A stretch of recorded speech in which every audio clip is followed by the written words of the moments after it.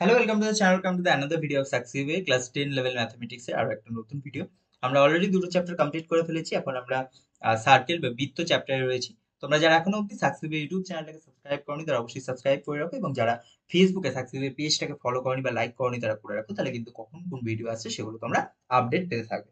তো চলো দেখি আজকে কি কোয়েশ্চেন রয়েছে। দেখো আজকে যে কোয়েশ্চেনটা রয়েছে বলছে দুটো এককেন্দ্রীয় বৃত্তের ব্যাসার্ধ 5 সেন্টিমিটার এবং 13 সেন্টিমিটার, এবং বৃহত্তর বৃত্তটির একটি জ্যা ক্ষুদ্রতর বৃত্তের একটি স্পর্শক হলে ওই জ্যাটির দৈর্ঘ্য কত। দেখো আমি আঁকাটাও একটু বলে দিচ্ছি। কি করবে, ফার্স্টে 5 সেন্টিমিটার একটা বৃত্ত, ঠিক আছে, এটা 5 হয়েছে। এবার এইখান থেকেই 13 সেন্টিমিটার নিয়ে আরেকটা বৃত্ত, ঠিক আছে। আঁকাটা খুব একটা ভালো হচ্ছে না, বাট স্টিল এখানে অলরেডি আঁকা আছে, বাট আমি আঁকার প্রসেসটাও বলছি কারণ আঁকাটাও দরকার।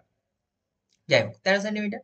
এবার বলছে বৃহত্তম বৃত্তটির একটি জ্যা ক্ষুদ্রতর বৃত্তের একটা স্পর্শ, তার মানে কি এইখান দিয়ে আমার স্পর্শ হচ্ছে, ঠিক আছে। এবার বলছে ওই জ্যাটির দৈর্ঘ্য কত, মানে এই জ্যাটার দৈর্ঘ্যটা কত জানতে চেয়েছে, ঠিক আছে। তার মানে এইখানে আমি ও ধরছি, এটা এ, ঠিক আছে। আর এইখান থেকে একটা দাগ টানছি যেটা হচ্ছে আমার বি, ঠিক আছে, আর এটা সি।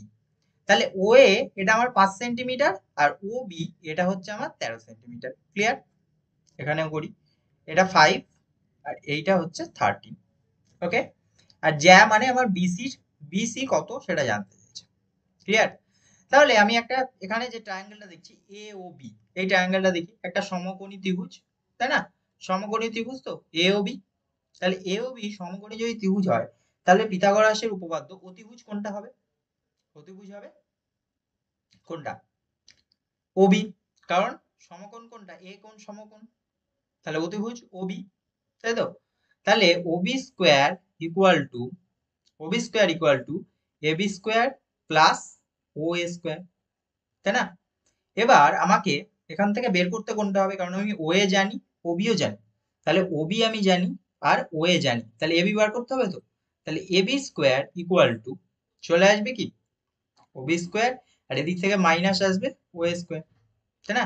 তাহলে এখানে ও বি হচ্ছে 13 আর মাইনাস ও এ হচ্ছে 5, তার মানে 13 স্কোয়ার মাইনাস 5 স্কোয়ার 169 মাইনাস 25, তার মানে এটা হবে 144।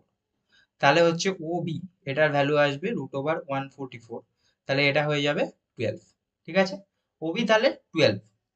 ওকে, সরি, ও বি না, এ বি, এটা এবি, সরি সরি সরি, এটা এ বি, হ্যাঁ। এ বি হচ্ছে 12, তার মানে এ বি 12। এবার এ আমার স্পর্শক, তাই না? তাহলে এ বি যদি 12 হয়, তাহলে এদিকেও সেম এসি, তাহলে এটাও 12ই হবে। তাহলে আমাকে জিজ্ঞেস করেছিল বিসি, তাহলে BC equal to A B plus AC, তাই না? তাহলে এটা 12 + 12, তাহলে এটা হচ্ছে 24। আবার আরেকটাও করা যায়, যে এই সেম প্রসেসটাই আমি ওসিটাকেও যোগ করে দিচ্ছি। ওসিটাকেও যদি আমি যোগ করে দিই, ঠিক আছে, তাহলে এটাও 13 সেন্টিমিটার, তাহলে এটাও হবে 12, তারপরেও যোগ করতে পারি 24, ঠিক আছে। তাহলে যে কোনো ভাবেই হোক এটাই অ্যান্সার আসবে 24। So thank you, keep watching সাকসিভ।